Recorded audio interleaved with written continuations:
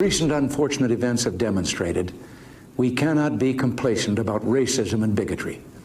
And I would challenge all of you to pledge yourselves to building an America where incidents of racial hatred do not happen because racism has been banned not just from the law books, but from the hearts of the people. Chinandega, which is number 3. All of El Salvador is lit up right now. I've never been to El Salvador, but I have like a bunch of departments. Once again, the DNA test correctly detected your true group. She's ethnically the most similar to Pacific Coast Nicaraguans. Northwestern European, British. I can see that, the class, the elegance that you carry yourself with. Clearly he hasn't seen drunk British tourists in Spain. Or English football supporters, another classy bunch. Hold on, 10% British ancestry is a lot. This brings us back to roughly 80 years ago, and what happened roughly 80 years ago in Nicaragua. The United States occupation of Nicaragua from 1912 to 1933. She also said she's from Chinandega, and what happened in the area in 1932, the Battle of El Sauce, where US troops fought against local guerrillas, which confirms the presence of American soldiers in the area. Once again, horny American soldiers that mingled with the local. Shit, man, like 2,000 miles, dude, a dangerous journey. He can't get across the border. He can't stay there. What do you say to him? Give him some. Dude, I have the money. I have, you know, if class was in session, we could have done a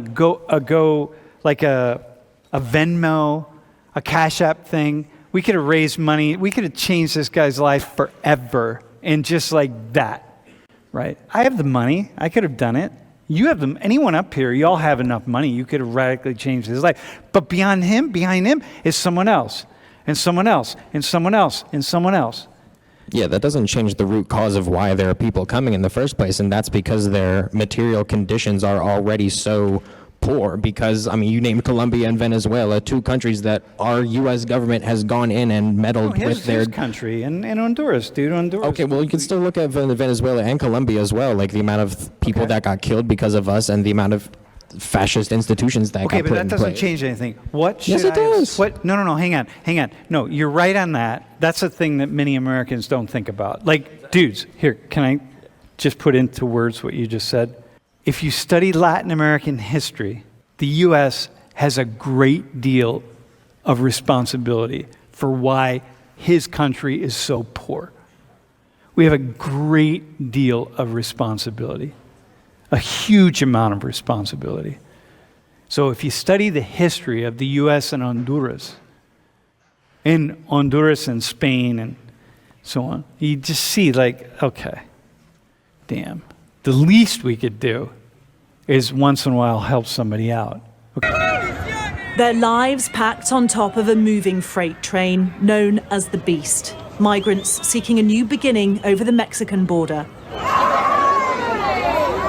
These mostly from Venezuela, men, women and children, families clambering aboard where they can outside the Mexican town of Arapuato. They're part of a new wave of thousands amid a surge in illegal migration to the US. Sleeping on top of cardboard boxes here, these people had been waiting days next to tracks for an opportunity. Jorvier says, despite the risk we take, I would say we have no alternatives until we reach our destination. Mayala's here too, with her partner and 6 children. She says, my goal is to be able to get to the United States and enter legally with my family, to have the opportunity to work, for my children to study, learn languages and new things. Large numbers continue to overwhelm officials as they pour into Texas border towns. El Paso's described as at breaking point. More than 8,000 turned up in the city of Eagle Pass this week. The U.S. Homeland Security Secretary visited the president of Honduras in Texas. We are seeing an increase in the number of migrants arriving at our southern border. This is a reflection of the fact that the number of displaced people, not only in the entire Western Hemisphere, but globally, is at an historic high. Our immigration system is absolutely broken. This week, the Biden administration announced temporary protected status to 500,000 Venezuelans already in the US. But these are record migration flows, marking a turning point after numbers had dropped. And despite the dangers faced, more are coming. Adele Robinson, Sky News. I don't know. Do you think it's concerned about the Biden with some Democrats that might not want to vote for him now because they don't like what he's doing on the border?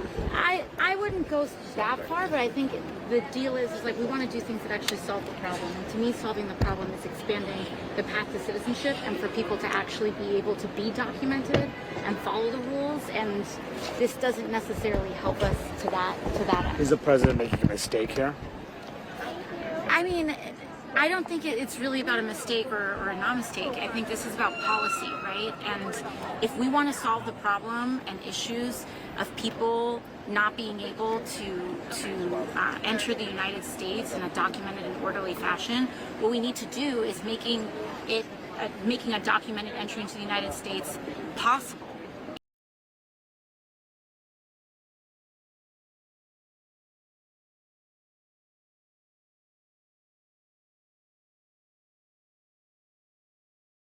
Anna Kasparian has had enough of Cenk Uygur. And so here they are talking about Aurora, Colorado, right? You guys know about the Venezuelan migrant gangs that have taken over apartment complexes. We've covered that on this channel a lot. And apparently leftists are saying that it's not real. It's been debunked. It is racism, xenophobia that is causing people to say these things that they're not really happening. Okay, the majority of the left wing is perfectly reasonable on this. Are they? You and I we have a massive disagreement. You give those tiny little. Wait a minute. Here we go. On this. Are they? You and I might have a disagreement here, Cenk. Yeah, we have a massive disagreement. You give those tiny little leftist streamers way too much. They're not tiny little leftist streamers, Cenk. Hassan called the city council member racist for helping this woman move out of that. But like that's not a small streamer. That's a huge streamer. That's not a small person. Okay, I mean, just the mainstream Democratic Party. Do they come forward and push back against that narrative? Because you have the Democratic governor denying all of this. So I don't know who on the left wants to do something about it. Wow. So they're talking about the migrant gangs taking over Aurora. We've seen robberies. We've seen a whole bunch of things happening. And apparently, you know, if you guys don't know, Hassan Piker, which is Cenk's nephew, he's a big streamer, and she's calling him out for denying this story to be real. And they're full on arguing on their show, man. They're full on arguing on their show. And this is great to see because, hey, man, they're pushing back on leftists on their own. So that brings us to this. Take a listen to this as she defends a Trump supporter. Mind you, she's not a fan of Trump. So let's get that out the way. She does not love Trump. Has our back. Describe that for me. What are your values that Donald Trump shares with you then? Parents in control of their children, you know, being able to make choices for your family. America's being assaulted. Open borders, you know, all the issues. We all know the issues. He has our values, does he? What's your values? I mean, you don't mean family values. He's raw dogging porn stars, and he says terrible things, does terrible things. You don't mean family values. So what values are you talking about? Oh, you know, he believes in putting parents in charge of children. That means I don't like gay people. I'm sorry, that's what it means. No, that means he wants to be able to make a decision or help. A decision about what? He doesn't want schools making decisions. Yo, this guy's unhinged. Means I don't like gay people. I'm sorry, that's what it means. That means he wants to be able to make a decision or help. A decision about what? He doesn't want schools making decisions about for his kids. About gay people. It's and racism, right? He doesn't want racism taught. Bro, look at her face. About gay people. It's and racism, right? He doesn't want racism taught. Those are the two issues, Anna. Those are the Okay, two those issues are in the not schools. the two issues. Okay, one of the issues that you're totally downplaying right now, not even mentioning, is that some school districts want to, let's say a student comes out and identifies as transgender, school districts want to support that student and help him or her through that transition without ever having to notify the parents. I think there are issues there. Okay, and I do not begrudge parents for being concerned about that. Anna, I agree with you, but you're finding a sliver of an issue. That guy's not talking. He doesn't even know that. All that guy knows, and what 98% of them know is, I don't like them teaching about gay people in school, okay? And I don't like them saying, oh, we were racist back to slavery and Jim Crow and redlining. Come on, we know what it means. That's 98% of their efforts in schools. And then when he says open borders, there aren't actually open borders. What he's saying is, I don't like Latino. What? Yo, this guy's got to be the wow. This is painful to watch. I don't like them. That's my values. Sorry, Republicans. I wish you were better. No, I don't like. Oh, it's about to get good. She's about to give it to him. Gay people. I mean, I want parental control in schools. So that's the reality. You can see it all over the tapes. That is your interpretation. None of that was actually said. It is what you have taken out of his statements there. You're right. Yeah. Okay. Okay. Right, and hey, so by the way, just guys. admit that. Oh, by the way, guys, you guys all be the judge. Just like anyone can watch the statements you made in regard to the story out of Israel today and say, he said what he said, and I could either take what he said at face value or just put words in his mouth and call him an anti-Semite. That would infuriate you, no? Anna, okay, look, we have a different interpretation. Okay, we have a different. I saw the tape. I don't agree. I've seen 100 tapes. I don't agree with that guy. Let me be clear about that, okay? But putting words in his mouth, I think is unnecessary. So what's the benign interpretation? He's worried about taking jobs when we have 3.7 unemployment, record unemployment. He's not worried about losing jobs. He's worried about losing his culture. You just straight up said, you just totally disregarded everything he said. No, I didn't. I went exactly on what he said. You boiled it down to, he's just racist. That's what you boiled it down to. Because that is what he's saying. Okay, that's your interpretation. What do you think? There's a lovely interpretation of open borders and these goddamn immigrants coming in? They genuinely think there are open borders. Okay, anyway, whatever. And then what's the open borders do? What does it do? What does it do? Does it take our jobs? It doesn't take our jobs. They think drug traffickers and MS-13 are pouring into the country and causing crime and violence and threatening their lives. That's what they think because that is what they hear in the media. So that is fair. So that is what they hear on Fox News all the time. So they're scared. Wait a minute. American-born citizens commit twice as much crime as undocumented immigrants. So why aren't you scared about natural-born American citizens? They're very dangerous. They're twice, and they propagandize people. And what tool do they use? They use racism. It doesn't look like it used to. Things aren't the way they used to be. Oh, you loved it when you were in charge, you loved it. Now these sons of bitches have equality. And then you saw both Anna's interpretation and mine, and then 1,000 other interpretations. And then you make up your mind, okay? But what I saw. He's not happy. 1,000 other interpretations, and then you make up your mind, okay? You can tell right here. This is the moment she knew that they are growing apart. This is the moment that they knew that they're growing apart. Somebody said my channel is turning into trash because I'm playing his opinion. I'm playing a feud by the Young Turks here. And if you have a problem with that, then you are just as unhinged as Cenk Uygur. You can't watch a difference of opinion. Watch two people debate each other real quick, specifically both being on the left. You're just as bad as legitimately Cenk Uygur. Like you should be able to hear somebody's opinion and say, "Whoa, okay, I don't like that." Then you're gonna come after me and say my channel is trash because I'm playing a video clip of two people that love each other arguing about something that she's obviously right about. But that's the moment that she figured it out. And that's the same look I have on my face when I read your stupid ass comments.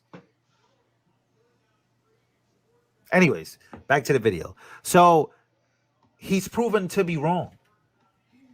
Cenk Uygur posted something today, right? And the reason why I'm bringing this all together is because it all comes together. It all comes together. Okay, he goes and he says, local news in Colorado. This is what he tweeted out today, by the way. right? Local news in Colorado have absolutely confirmed Venezuelan gangs took over apartment buildings in Aurora, including a report by a legal team hired by property owners. So, why are the local authorities setting U.S. territory to foreign gangs? Why haven't cops gone in already? This is something, by the way, that the left, his people, Cenk Uyghur's people, this is who he was defending the whole time, right? So he goes on this rant, and he goes crazy on a white country Trump supporter, calls him a racist, says that open borders is not real, and now his tweet today. This is his tweet today. So I make this video to show people that are on the left, hey, you're not crazy. It's okay to come to this side, to come to the common sense side that yes, these things are happening. Yes, you're not crazy. And yes, somebody like Cenk Uyghur can finally come to a realization that, yo, these people are here and it's not safe. And we're running cover for them. And we're running cover for the cartels. We're running cover for things that are being covered at the border with child trafficking. That's a real thing. That's not fake. But guess what? His people, the people on the left, said that that was a conspiracy theory. That you have to be a nut to believe that 800,000 kids are missing. That you have to be a nut to believe that migrant gangs are a real thing. Yes, he's also right that natural born citizens, whatever that means, are bad. A lot of them could be. There's a Venezuelan national dubbed the migrant influencer is at the center of controversy this morning. He has been using TikTok to coach migrants how to live in the U.S. by taking advantage of laws protecting squatters. Hannah Doba reports.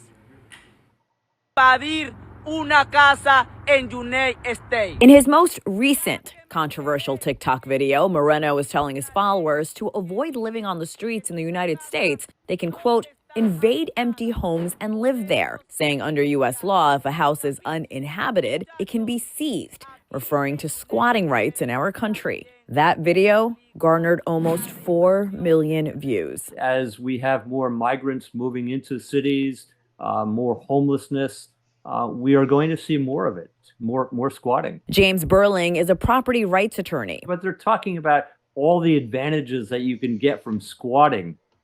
It's inevitable that it's going to increase. In past videos, the illegal migrant bragged that he came to the United States to vacation and now lives off U.S. taxpayers because he had a child in this country. He also tells his followers that he waits for Americans' hard-earned pension checks to come in every month. In another video, he is urging fellow Venezuelans to pay the fines of a 15-year-old migrant who allegedly shot a tourist in Times Square, saying, quote, today it could be him, tomorrow it could be one of you. Springfield, Ohio resident sounded the alarm about the city's Haitian migrant surge, warning her community is like a dystopian nightmare as it struggles to provide basic resources for taxpayers. Thousands of Haitians have arrived in Springfield since the COVID-19 pandemic. Residents have been pointing to an uptick in crime due to the massive influx of new residents. In a town of 58,000 people, 20,000 Haitians have arrived. This is wild to me. Yeah?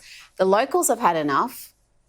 I really challenge you guys to get out here and do something. These Haitians are running into trash cans. They're running into buildings. They're running into... They flipping cars in the middle of the street. That's a lot of people. The left is doing what they do. We're in the first stage right now, the this is not happening stage. Soon we'll move on to the other stages, which is it's happening, but it's okay. And then stage 3 is here's 10 reasons why you should go ducks in the park. And then stage 4 is if you don't ducks in the park, you're racist. That's the cycle that these people are in. Why is it Haitians and why this city? Haiti, the first black republic in the world. The first country in the Western Hemisphere to abolish slavery, a country consistently targeted by violent, anti-democratic, racist U.S. policy ever since. Why don't we ever talk about the support that Ronald Reagan offered to the brutal dictatorship of Baby Doc, or how George H.W. Bush and the CIA unleashed murderous death squads in an effort to stop the democratic election of Jean-Bertrand Aristide, only to facilitate his overthrow in a brutal coup after Aristide won. Why don't we talk about how Bill Clinton would only allow Aristide to return to Haiti if he agreed not to seek re-election, or the inhumane way that Clinton treated Haitians fleeing the country and warehoused them at the Guantanamo prison in appalling conditions. And that's almost a decade before Bush turned it into an illegal gulag for suspected terrorists. When the United States decided that if necessary we would use force to remove the military regime and to restore President Aristide and democracy, I was so determined that no one would think we were trying to revive any hemispheric imperialism. Why don't we discuss the George W. Bush administration, once again supporting the overthrow of Haiti's democratically elected government in 2004, or the neoliberal economic policies pushed by Clinton Global and the Obama administration, or the story of how President Obama backed a corrupt government in Haiti as it used anti-democratic tactics in an effort to keep power. It's a great pleasure to welcome President Martelly of Haiti to the Oval Office. Our two countries really brought about the trend towards independence in the Western Hemisphere. No Democrats or Republicans ever want to talk about this history. Trump should be condemned for what he said. But so too should all U.S. presidents going back well over a century who have ravaged Haiti in defense of corporate profits and the elite. When they have a mass group that they have to quote unquote resettle, which is what the does that mean? Yeah. They pick a place that needs low income workers. This one, though, doesn't make any sense. A town of 55,000 and you drop 20,000 more people all at the same time is very bizarre. I don't think I've ever seen anything quite so weird as that. There isn't enough jobs there. Like, there's not enough stuff in town. It's not like it's this booming, massive city where maybe you could drop them off in LA or Atlanta. Martha's Vineyard, I'm sure there's a lot of cars that need washing and shit like Tons. that. Like, for real. We're talking about feudalism, basically, right? You're bringing in poor people to be low-income servants for wealthier people. Question what the word reparations means first. So reparations, you are repairing something that you have broken. You are paying for something that you were supposed to pay for. I'm not saying that there aren't people living in America today who are suffering and are going through pain and strife because of what's happening when it comes to, the machines taking jobs, factories becoming industrialized, etc. But reparations is a specific conversation about a specific time in America, and that is black people were slaves. Article that got a lot of attention in The Atlantic a couple of years ago called The Case for Reparations by Ta-Nehisi Coates. Quote, "White supremacy is a force so fundamental to America that it is difficult to imagine the country without it. Reparations is the price we must pay to see ourselves squarely." Close quote. And Tom Sowell, who actually saw Jim Crow with his own eyes and experienced it, responds how? It would be nice to know his evidence for what he said, just to be old-fashioned about it. No, it was a rotten system. But I don't know how we get from that to reparations. I mean, what we see in the United States in terms of the bad things, you see all around the world. If you were to give reparations to everyone whose ancestors had been slaves, I suspect that you would have to give reparations to more than half the entire population of the globe. Slavery was not confined to one set of races. I suspect that most of the people who were either slaves or slave owners around the world were neither white nor black. I mean, this was a universal curse of the human species. Africa, the Middle East, Asia, slavery took place everywhere. And it continued elsewhere long after it was abolished in the Western countries. Right. You know what I mean? I've even heard people say like, oh, but there were some of the Irish who were indentured. Like, yeah, slavery. Look at the numbers, look at the time, look at the level of work. You could not work toward your freedom. For most black people in America, this was a time when you lived and died as a slave. And so that's what reparations is about.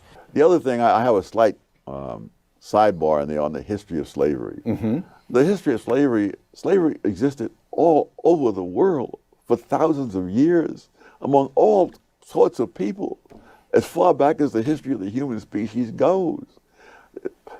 It's one of many evils that the left tries to localize, when in fact it is a universal evil.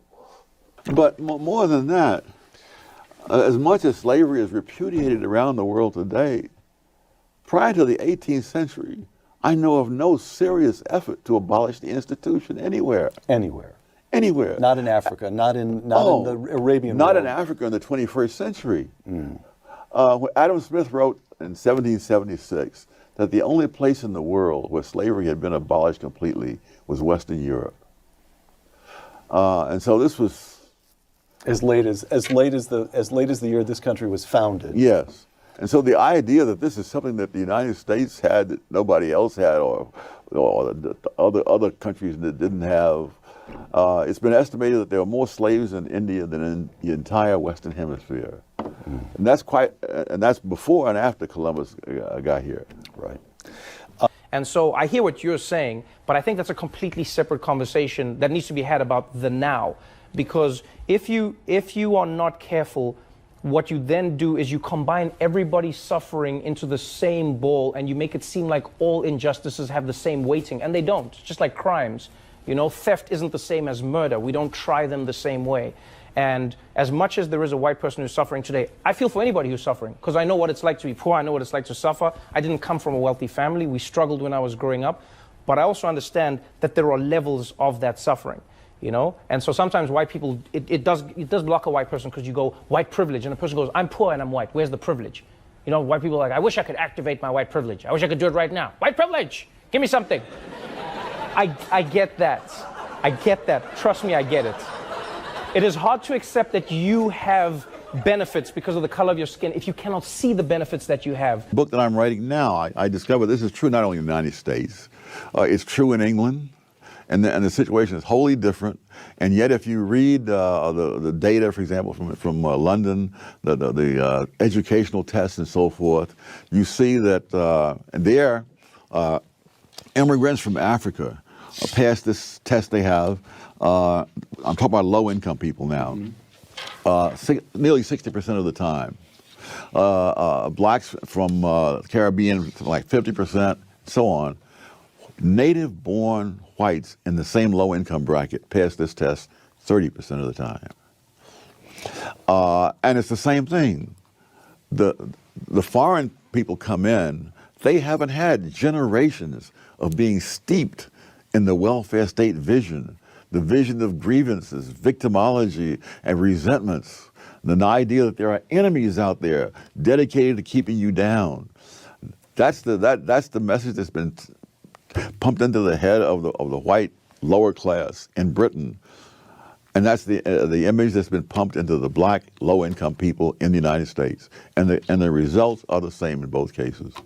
When you combine all of those things, I think it's safe to say that black Americans have a conversation that they need to be having with the United States. Doesn't involve me, doesn't involve white people, it's like, yo, American government, meet the black people. That's it. Have that conversation. San Francisco is considering a reparations proposal that includes a $5 million lump sum payment for each eligible black person. San Francisco could become the first major U.S. city to fund reparations as the idea gains traction across the country. Reparations advocates say the harms of slavery have continued since its official end in 1865. But critics say reparations are flawed and financially unfeasible. Before today's meeting, supporters held a rally to talk about why they believe reparations are needed.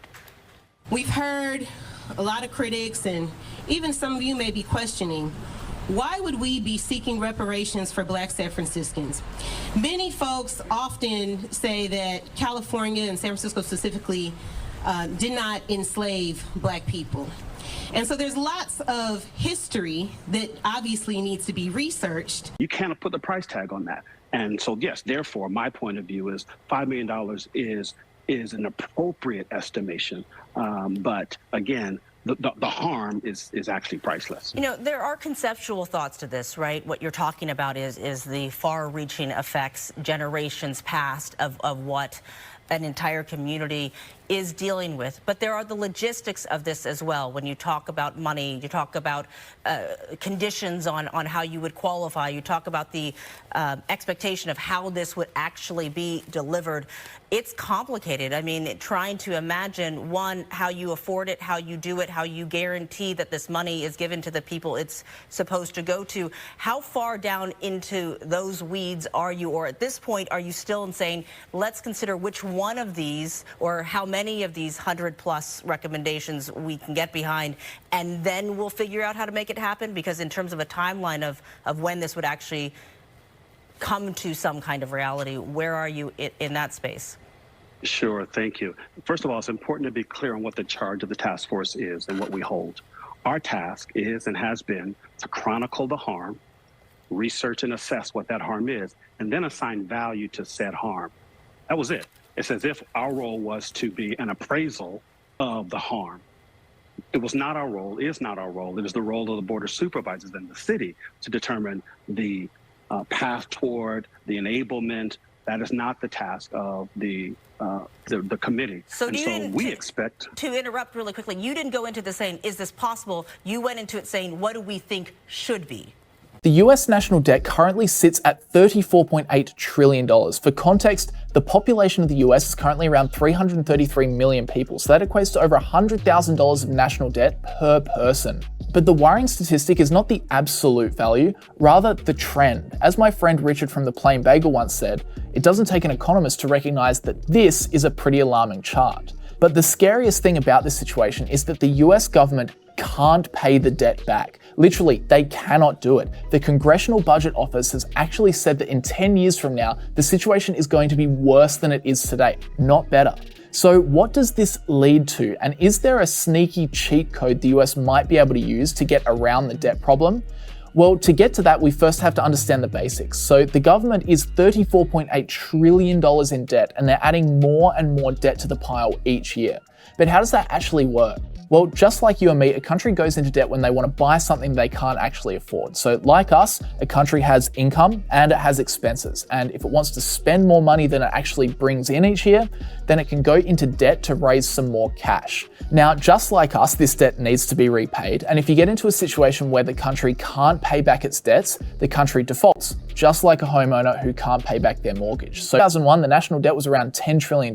But as the deficit has worsened, look at what's happened. In 23 years, the debt has ballooned to a staggering $34.8 trillion. Now, that is a huge debt load, but the problematic thing is that the US can't pay it down. And honestly, they may not want to.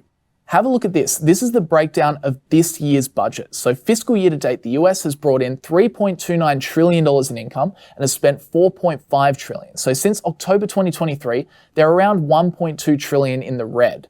But have a look when we break this down further. How did the government generate their revenue? Well, from taxes, 51.7% from individual income taxes, 34.2% from Social Security and Medicare taxes, 9.4% from corporate tax, and then small amounts from excise taxes, estate and gift taxes, and customs duties. Now let's flip over to the expenses and see what's going on there. 21% of spending has been on Social Security, 14% on Medicare, 13% on interest payments for their debt, 13% on health, 13% on defense, 11% on income security, and so on. You're probably already seeing the issue, right?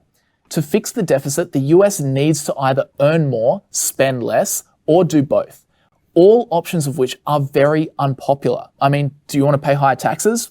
Of course not. Do you want budget cuts to Social Security, schools, hospitals, or the military? No, thank you. Recent debt ceiling standoff gave a glimpse into just how catastrophic a federal default would be for the U.S. economy. After weeks of stalemate and more than 24 hours of delay, the Senate finally voted last night to raise the debt limit and avert a potentially catastrophic default. This would surely be on the order of the 2008 financial crisis and possibly worse. What surprised you the most? The 44% European. Oh my gosh. Like, no offense to the Europeans. I'm not racist, but... I mean, you just say you're Mexican, and I'm Puerto Rican. And that's it. That. Don't think about it too much. Yes, you two are ethnically the closest to the people where you claim to come from. He's a mix of European, indigenous, and African like most people in Puerto Rico, And she has European and indigenous ancestry like most people in Mexico. And what binds you all together is the Spanish cultural heritage. The point on that is that when the Spanish came to this country, and to this continent, they did create a new race known as Latinos. This is a mixture of Spaniards and Native American populations. So if we are going to revert certain land to native populations, why would we not then immediately take that land away from them because they also descend from Spanish explorers? In what sort of atomized way would you define your own race, your own identity? I think this is a very backwards and ultimately impossible view of personal identity that puts your stock in some particular ancestor rather than something that is larger than yourself. I think it's a madness of the modern left, and it leads to crazy policy proposals, such as saying that somebody who descends from a native population in Colombia has a right to move to any apartment he wants to in New York because of race or something. We can certainly have a response. Thank you for not answering my question, and in the future, I think I did answer you. How specifically could I answer your question? If you could not lower the microphone until the person's done speaking, I think that'd be better for everyone. And we're all capable of being racially biased, so we should all be self-aware to that possibility. My argument is not for that. My argument is that we should try our very best to treat people without regard to race, both in our personal lives and our public policy. Of course. And the reason I wrote this book, thank you. The past 10 years, it has become very popular to, in the name of anti-racism, teach a kind of philosophy to our children and in general that says your race is everything. Right? And I think that is the wrong way to fight racism, and that's why I wrote this book at this time. Overall argument is that class, socioeconomics, is a better proxy for disadvantage. We all want to help the disadvantaged, and the question is, how do we identify them, right? The default right now in a lot of areas of policy is to use Black and Hispanic identity as a proxy for disadvantage, and my argument is that you actually get a better picture of who needs help by looking at socioeconomics. And now for a brief history of slavery. Here's the first thing you need to know. Slavery was not invented by white people. It did not start in 1619 when the first slaves came to Jamestown. It existed before then. It did not start in 1492 when Columbus discovered the New World. In fact, when the intrepid explorer landed in the Bahamas, the native Taino tribe hoped that he would help them defeat their aggressive neighbors, the Caribs. The Caribs enslaved the Taino and, on occasion, served them for dinner.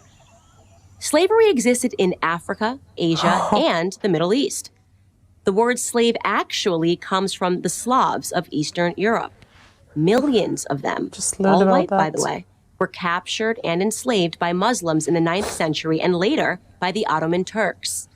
As far back as we can go in human history, we find slavery. As renowned historian John Steele Gordon notes from time immemorial, slaves were a major item of commerce. As much as a third of the population of the ancient world was enslaved. In 1833, Britain was the first country in the history of the world to pass a Slavery Abolition Act. They were quickly followed by France, who in 1848 abolished slavery in her many colonies. Then, of course, came the 13th Amendment in the United States Constitution. After centuries of human slavery, white men led the world in putting an end to the abhorrent practice. That includes the 300,000 Union soldiers, overwhelmingly white, who died during the Civil War. Now, am I saying that this makes white people better than anyone else? Of course not.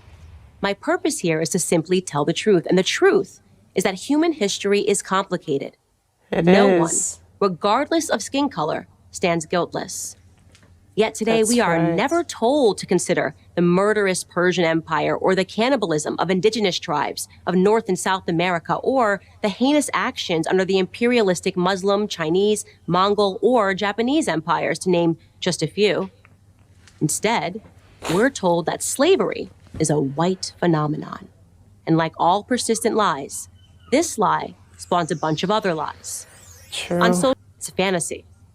The truth is that Africans were sold into slavery by other Black Africans, and in many cases, sold for items as trivial as gin and mirrors. Whites didn't go into the interior and round up the natives. They Can you waited on the imagine? Oh coast my for their God. black partners to bring them black bodies.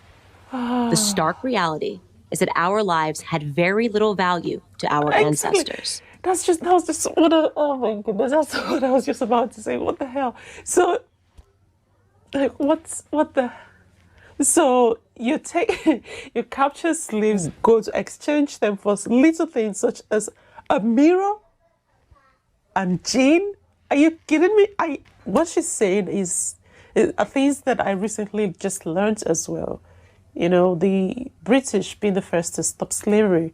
I remember the last video I watched about, the crusade, British crusade to stop slavery, and how, they wanted to stop the slavery in West Africa, and the king of Benin, King Gezo, what was that his name, in the 1950s, I believe, saying, we can't do the slave trade anymore, we have to abolish this. And him saying, oh, slave trade is the ruling principle of my people. I will give up anything you want me to, but not slave trade, please. So it is crazy. It is crazy that people are just trying to find someone to blame for all of this. It is crazy that they're not really looking for the facts that we're all guilty in this. The entire race has a part to play in all of this. It is not something that has just happened. It is something that is still happening today. And it's crazy. It's so crazy. And the fact that people do not even want to listen or want to hear the thing that actually happened, but live in this small bubble of theirs and blame other people because it's, the easiest thing to do. It just pisses me off even more. Here's the third thing you need to know. If you think slavery is a relic of the past, you're wrong. Exactly. There are some 700,000 slaves in Africa today, right now. That's the lowest estimate that I could find.